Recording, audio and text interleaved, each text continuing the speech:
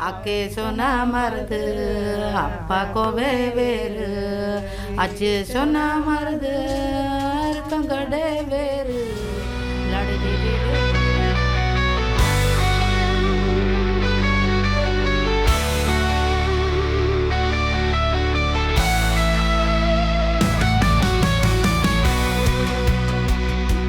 Welcome to the Inspiring Heart Show, and today I am very excited that we have Father Philip with us.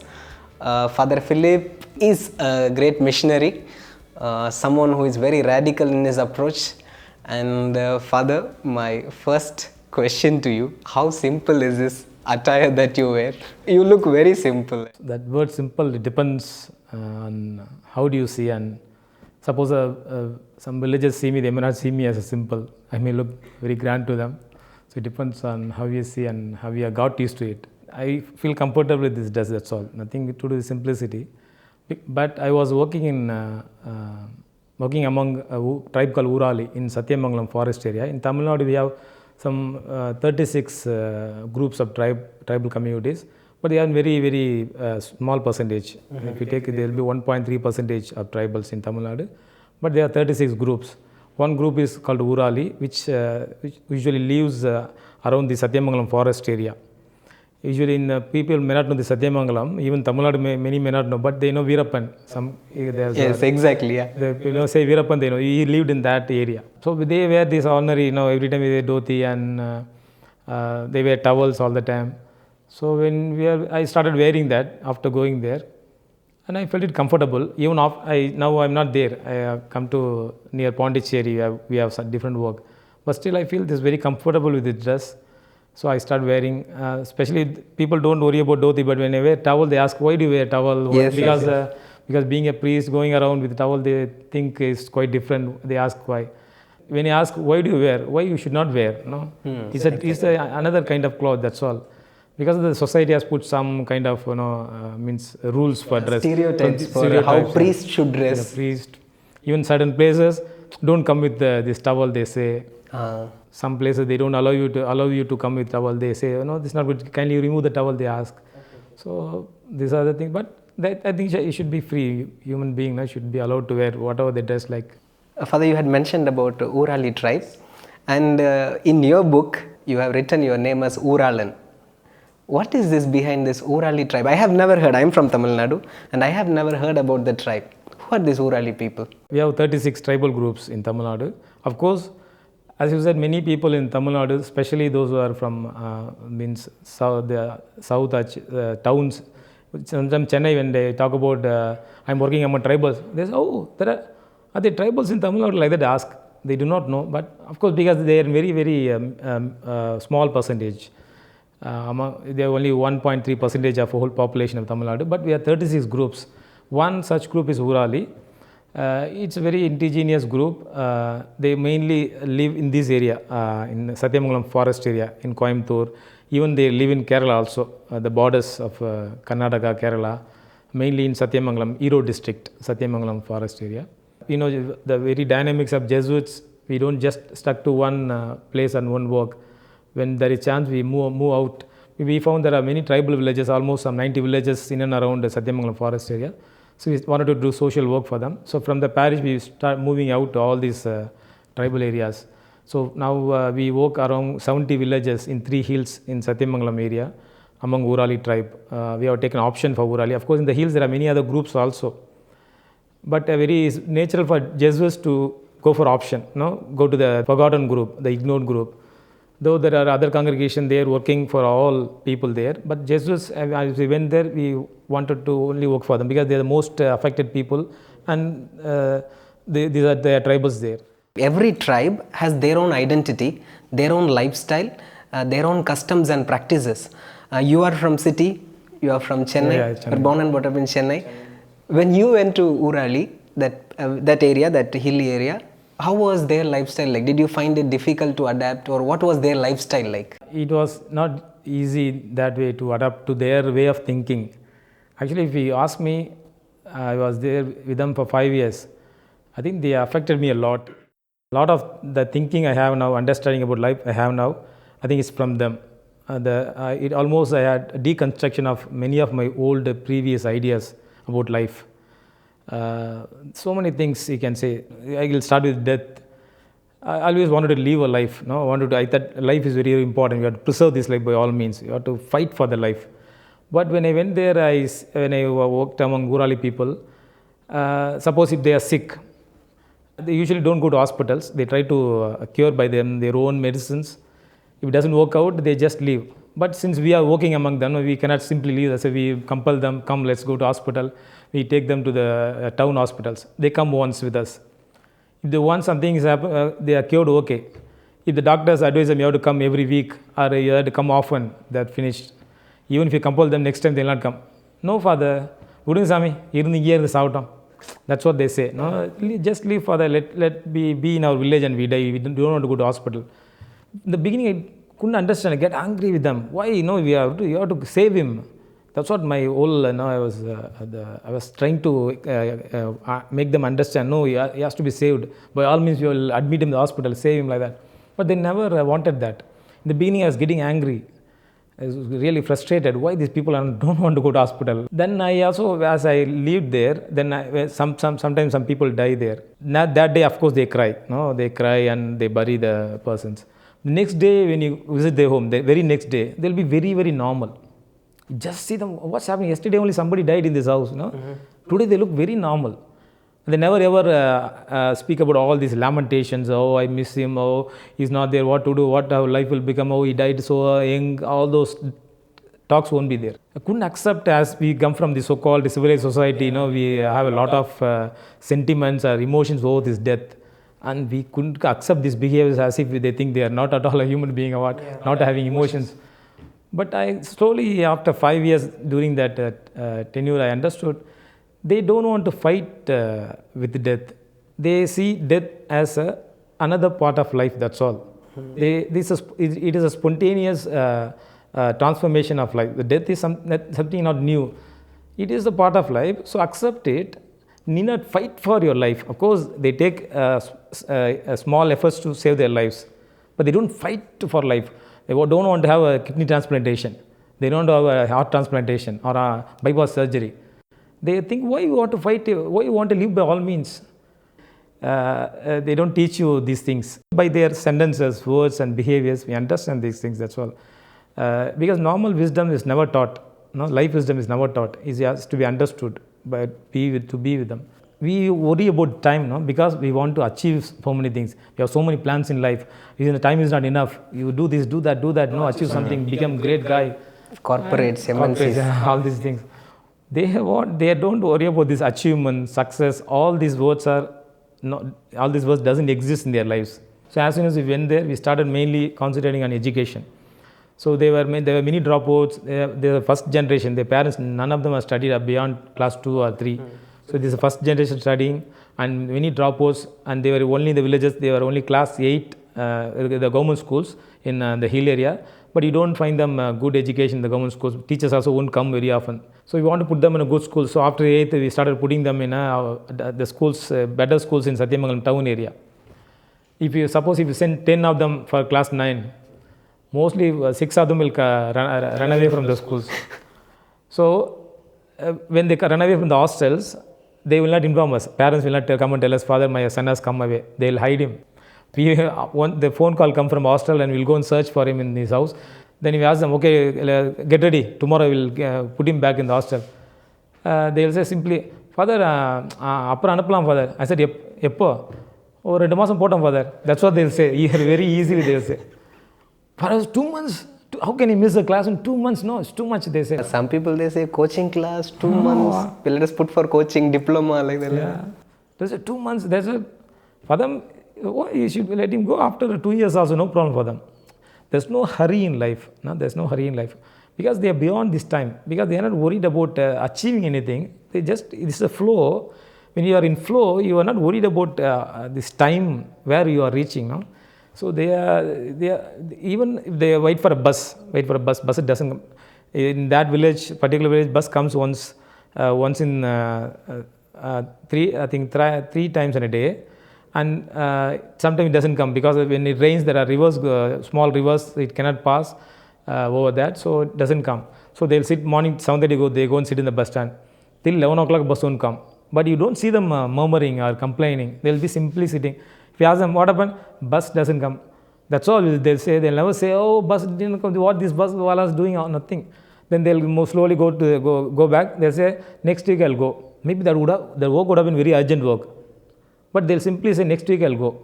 For them, even if they don't get that, they are going somewhere to get something or to do something, even if it doesn't happen, no problem. Maybe next week I'll go. Nothing is not going to make a big change in my life. They don't want many things from this outside world or this outside government. They are self-sufficient in themselves. In the very name Urali, they interpret like this, Urai Andavan. Oh. Urai Andavan is Urali. Urai Andavan means not I ruled over some land. No, not like that. Means I take care of myself. Alumai, this Urali means I take care of myself.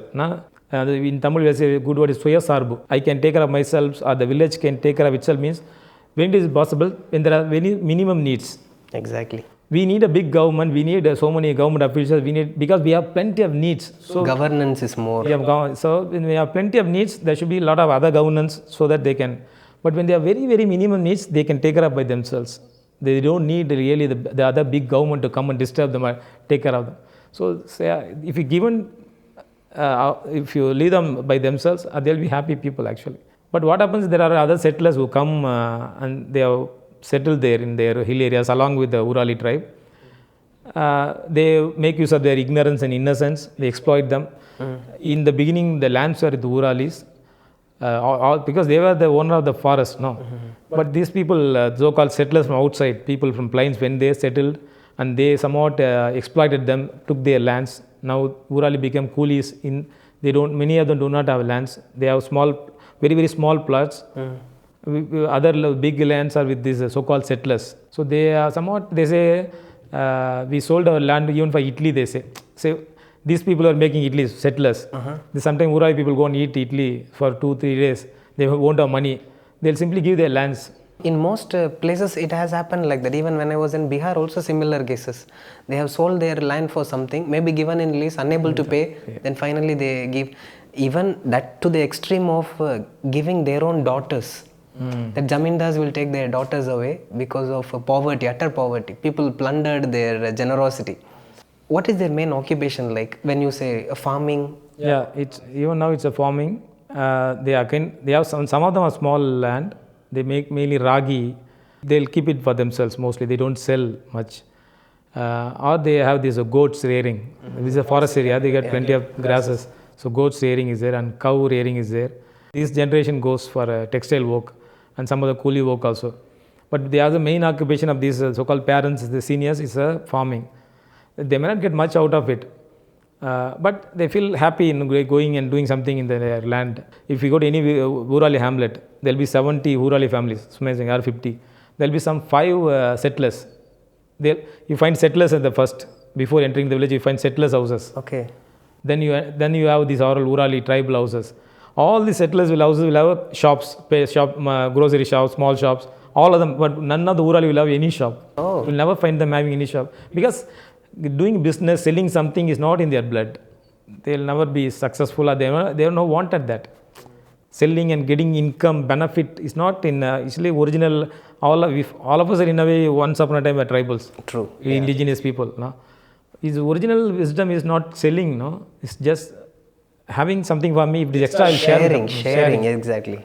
Dowry system. You're coming from Kanyakumari. Yeah. You know how much dowry. So much of dowry in kilos sometimes gold. The boys, because of dowry, many places girls don't get married. They're not able to get married. Exactly. Even this so-called female infanticide is happening in some Tamil places of Tamil Nadu, even North India. Because of this, once a girl is born, it means there are a lot of expenses to spend. True. But in Urali tribe, there's no dowry system. Not in Urali tribe. I think it's all over India. Tribals do not have a dowry system. Whereas, beautiful thing happens, a boy gives money to the girl's parent. It's very logical. Boys give money to the girl's parent. Because for tribals, labor is very important. No, the girl is one big labor in her own house. So you are taking one from that family. You are taking her to your family. So logically, you have to give money to the father, no? So that's what they do. It's very logical. I think these our indigenous people have their real original wisdom. In the name of civilization, intelligence, growing, we exploited a lot of things, and we are practicing a lot of inhumane things in the name of civilization. A lot of things are like that. If you go into which means this culture looks very advanced. Its original thinking must be like that. They are after happiness than anything that ties them down. Yes. Father, you are the first one to write a book on Urali tribe.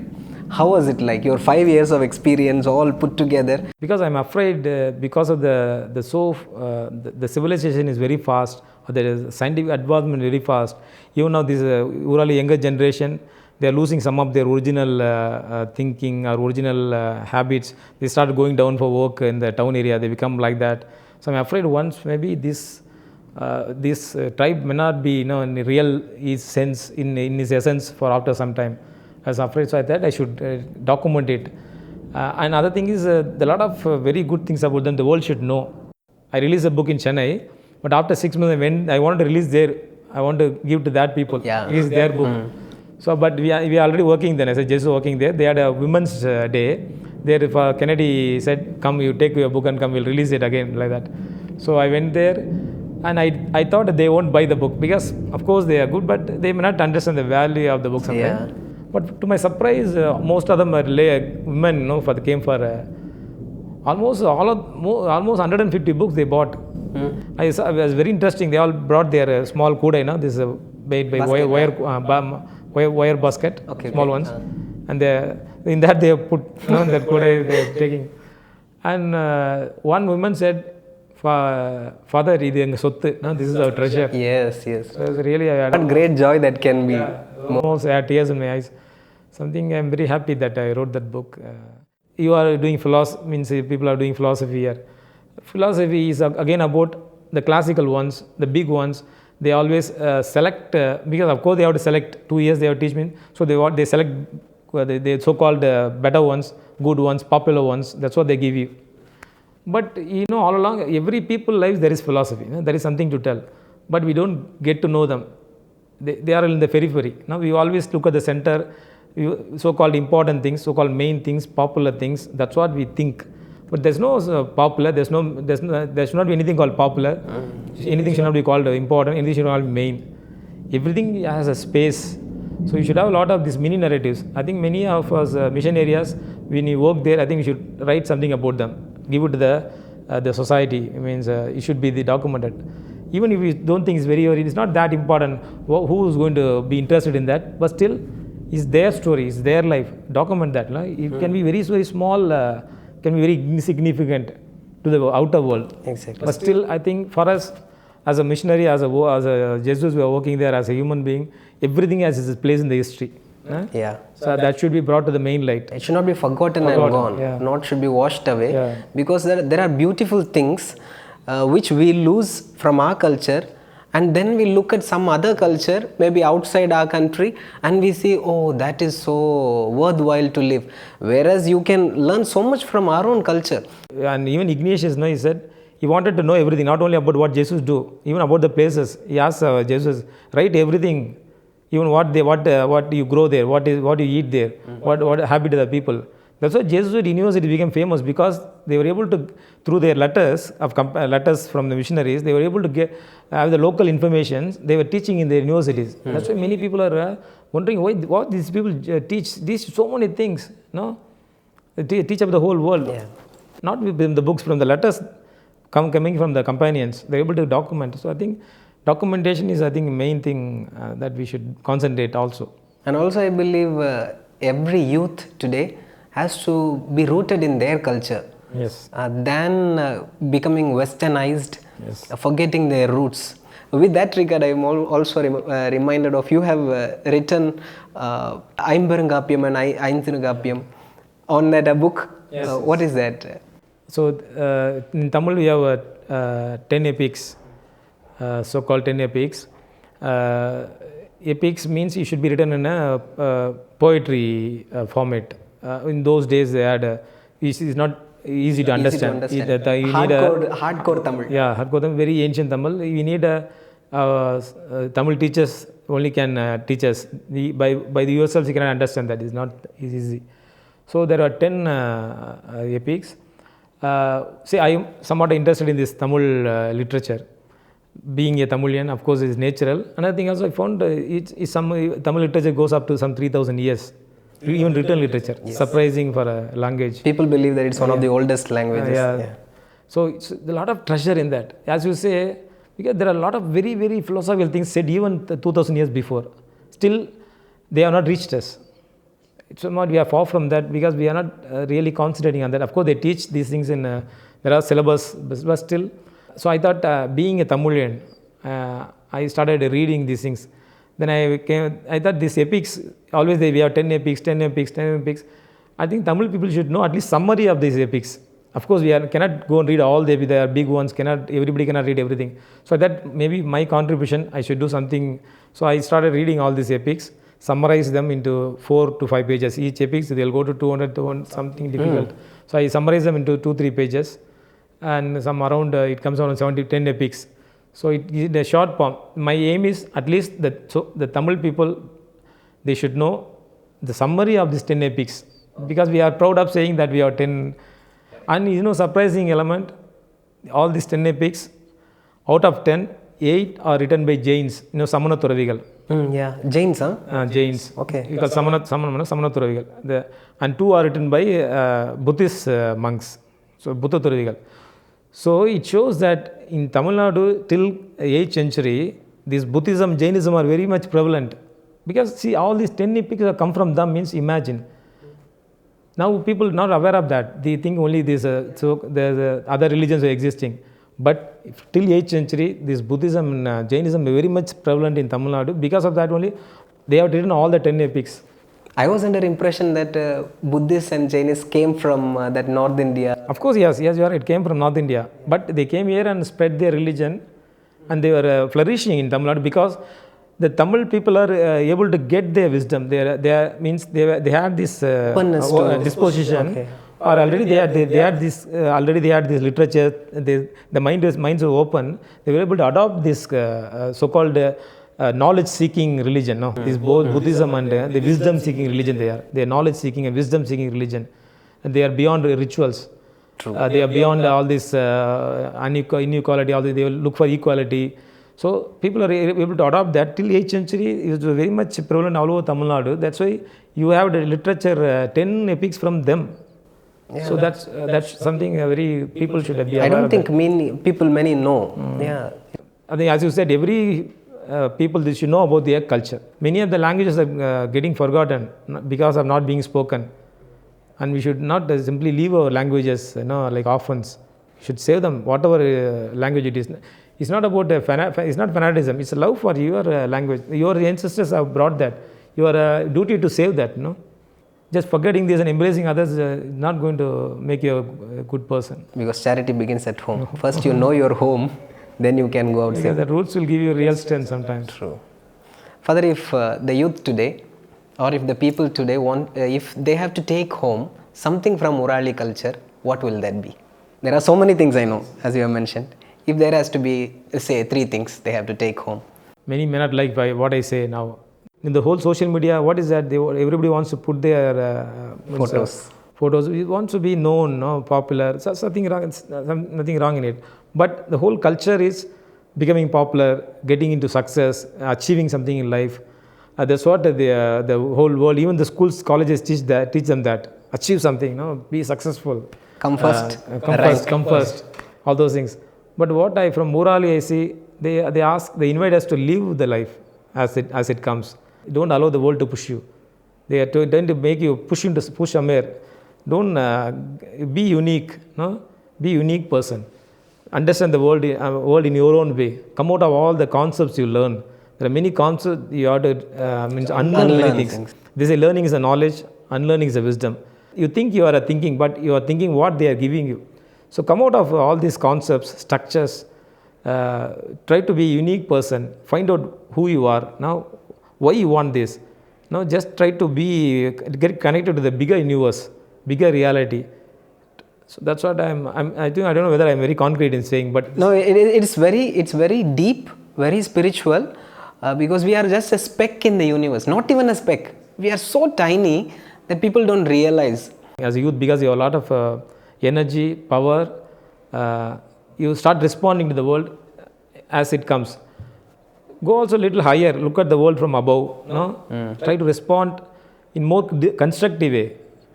Think of this world after some 100 years, how you want to see this world, So go out above this world, above the whatever happening around you, just go above that and see that and become a visionary, not just become a reactionary, just react to whatever happens in front of you. So for that you have to come out of this so-called whatever you learn now, from the structures, from the concepts of this world, the society, what you see, you have to come out of that and try to see this world just from above. The youth should become, they should know potentials and they should be able to explore that potential to the fullness with the inner guidance, not from what others say, this fellow says, what Rajinikanth says, what Amitabh Bachchan says, what Dhoni says. They are too much with all these heroes. Most of them are going behind some guys like that, losing their own uniqueness and dignity. Finding your own uniqueness and your own dignity is important. So you get guidance from inside. Don't look guidance from outside. There are a lot of things that will guide you from inside and become full version of yourself. Be a unique person, uncompromising person, which will contribute something to the world. Otherwise, you'll become like a parasite. You want to be a contributor, you have to be a producer. Don't just become parasite. I feel as if my heart is speaking to me now. Whenever I share like this, of course, not many times I share, but I feel I have more responsibility now. Now I have shared all those things. But I should be more effective in mission. Yes. I should get into the lives of people in a more deeper manner. So thank you for asking me to speak. All of us who are listening to you feel the same responsibility, that we can have a different life, we can have a better life, provided we are open to accept.